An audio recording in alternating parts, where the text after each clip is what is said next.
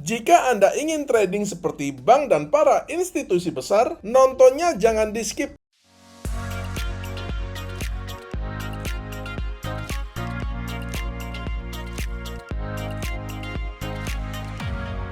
Link pendaftaran ada di kolom deskripsi.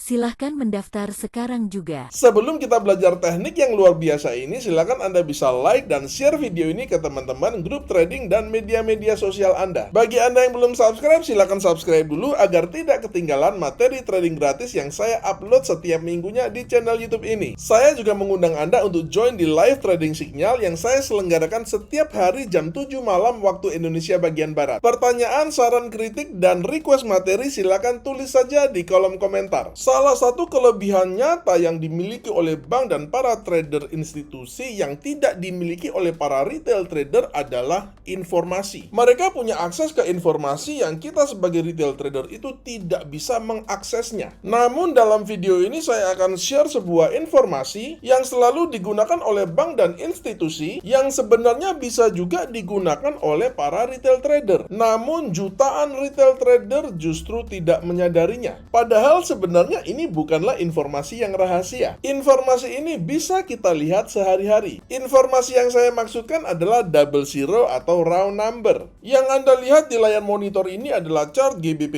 USD di time frame 15 menit. Dan yang dimaksudkan dengan level-level double zero atau level-level round number itu adalah seperti contoh ini ya teman-teman, 1.2300, 1.2200, 1.2100, 1.2000 dan seterusnya. Jadi dua angka belakangnya itu double zero atau 00 atau round number. Level-level double zero inilah yang dilihat oleh bank dan institusi besar. Ini adalah level-level psikologis yang seringkali diperhatikan oleh bank-bank sentral. Misalnya nih, Menteri Keuangan Indonesia atau Gubernur Bank Sentral Indonesia, itu kalau mereka mau mengecek seperti apa posisi rupiah terhadap US dollar misalnya, yang ada di mindset mereka, yang ada di otak mereka itu adalah round number ini. Misalkan, dolar nih gimana? Di 15.000 atau 16.000 atau 17.000 atau 10.000, mereka nggak akan berpikir seperti retail trader.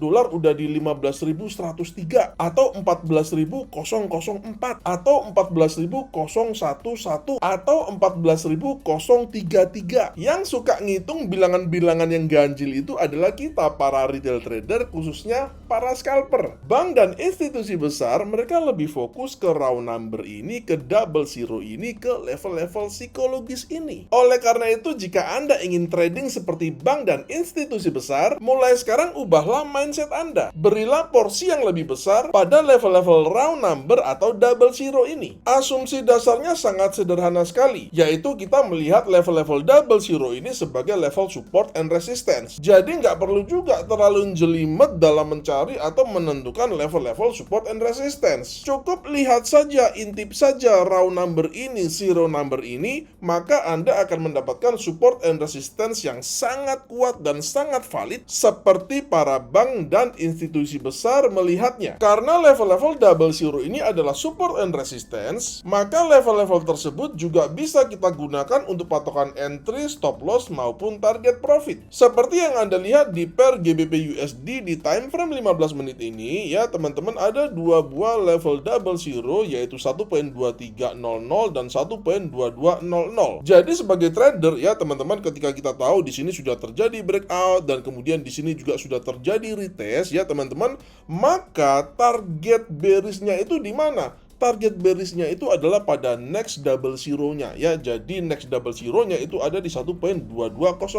Cara berpikirnya sesederhana itu. Tapi kalau saya boleh memberikan tips ya teman-teman, target profit kita kalau kita trading seperti ini itu sebaiknya jangan full 100 pips dari 1.2300 sampai ke 1.2200. Menurut saya seperti ini ya teman-teman. Misalkan nih di sini kita melihat ini harga break di bawah 1.2300 lalu kemudian Di sini kita tahu bahwa targetnya itu ada di 1.2200, ya kan? Nah, kita itu entry ketika retest ya teman-teman, kita entry sell-nya itu di 1.2300, tapi targetnya itu tidak perlu persis di 1.2200 ini. Kita bisa ambil aja targetnya itu di 1.2220. Tentu saja itu sudah diperhitungkan dengan risk reward-nya ya teman-teman. Kalau kita entry sell di 1.2300, maka stop loss kita katakanlah 40 pips ya teman-teman, maka target kita dari 1.2300 ke 1.2220 itu adalah 80 pips, artinya risk reward rasionya adalah 1:2. Meskipun sebenarnya kalau kita melihat contoh ini, sebenarnya kalau kita pasang targetnya di 1.2200 itu masih kena, bahkan harga itu dia turun jauh di bawah 1.2200. Akan tetapi menurut saya kita tidak perlu serakah seperti itu, yang penting risk reward rasionya sehat, 1:2, saya kira itu sudah oke banget. Kemudian ini saya contohkan kasus yang cukup dilematis ya teman-teman, karena kita tahu di market itu tidak akan perfect ya, pasti ada sebuah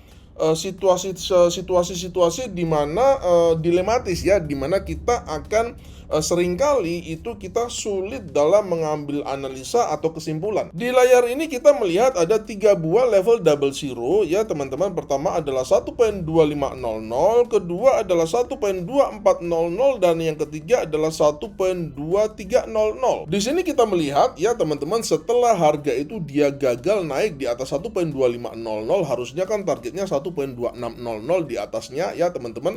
Akan tetapi kita melihat ini harga gagal untuk sampai ke 1.2600, artinya apa? Artinya memang harga itu dia belum bisa break di atas 1.2500 ya. Artinya ini adalah bisa kita katakan sebagai false breakout ya teman-teman.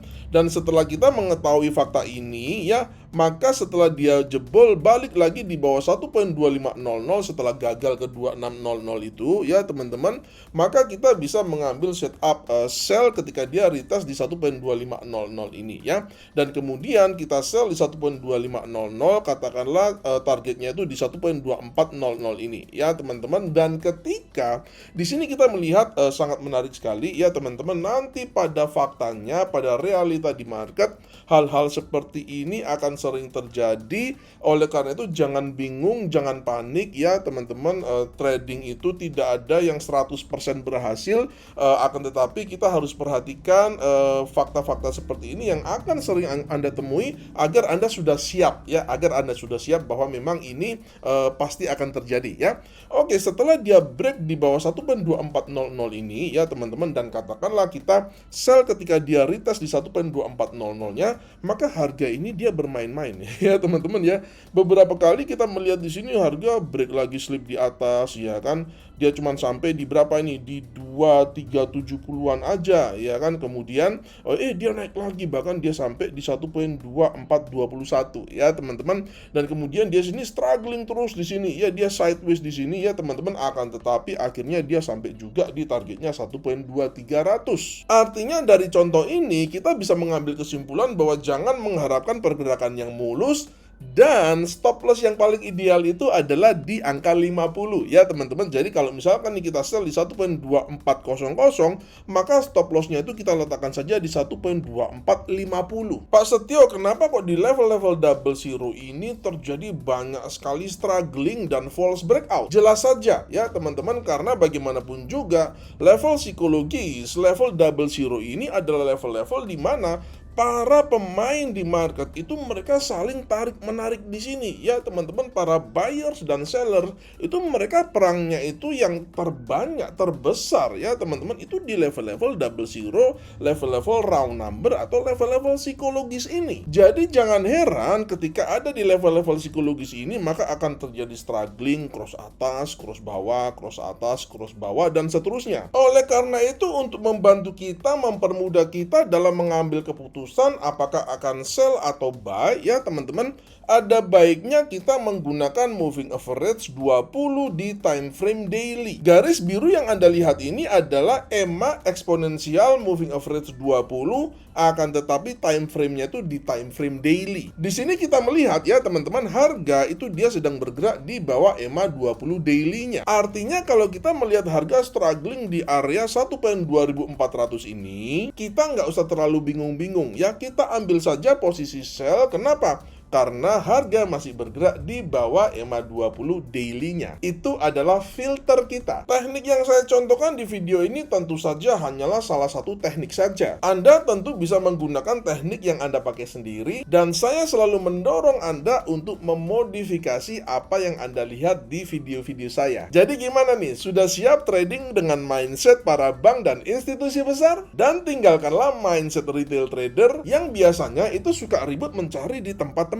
yang salah. Padahal apa yang dilihat oleh bank dan institusi besar itu terpampang jelas di chart, tapi seringkali trader itu melihat di tempat yang salah. Jika Anda mendapati video ini bermanfaat, silakan like dan share ke grup trading dan media-media sosial Anda. Pertanyaan, saran, kritik, dan request materi silakan Anda tulis saja di kolom komentar. Sampai jumpa di video edukasi saya yang selanjutnya, dan salam cuan.